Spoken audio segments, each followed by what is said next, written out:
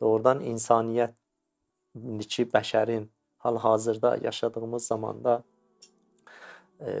bəzən hətta o insan hüquqlarından da çox uca səslə də danışırlar.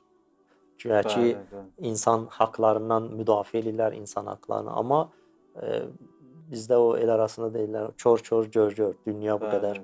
O Fələstində baş verənlər, 60 min, 70 minə yaxın insanlar son bu 1-2 il ərzində körpə uşaqlar. Amma dünya ağzına su alıb əyləşibdir. Yəni o insan haqları deməyək, insan haqlarının ziddini olan.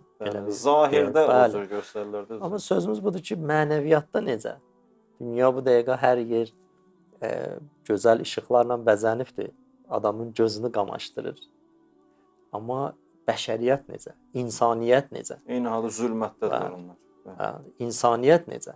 Doğrudan da insaniyyətdə qərb dünyası, insan haqlarından dəm vuranlar bacarıblarmı bir dənə balaca bir lampa da orada yandırsınlar, balaca bir çıraq da orada yandırsınlar. Yox, mənəviyyat cəhətindən qərbə biz baxsaq, bəşəriyyətin ümidi əsən yoxdur ora. Onların hətta elə nəinki şərqdə yaşayanlar qərbə gözlənçisi. Yox, elə qərbdə yaşayanlar özləri öz mənəviyyatdan, öz cavanlar etiraf edirlər. Onların ali məktəblərində oxuyan, əgər o şagirdləri, ustadların məqalələrinə biz nəzər salaq, görərik, hamısı etiraf edir ki, qərbdə mənəviyyat zülmətdir. Bu qədər onların, nə bilim, iddia edirlər, alimlər, inkişaf ediblər.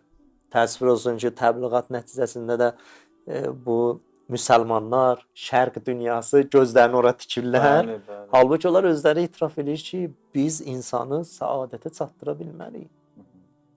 Onların ən böyük alimləri etiraf edirlər. Öz kitablar yazıblar, məqalələr yazıblar ki, qərbdə mənəviyyat, mədəniyyət, ailə mədəniyyəti bir dənə cavan üçün ölübdür.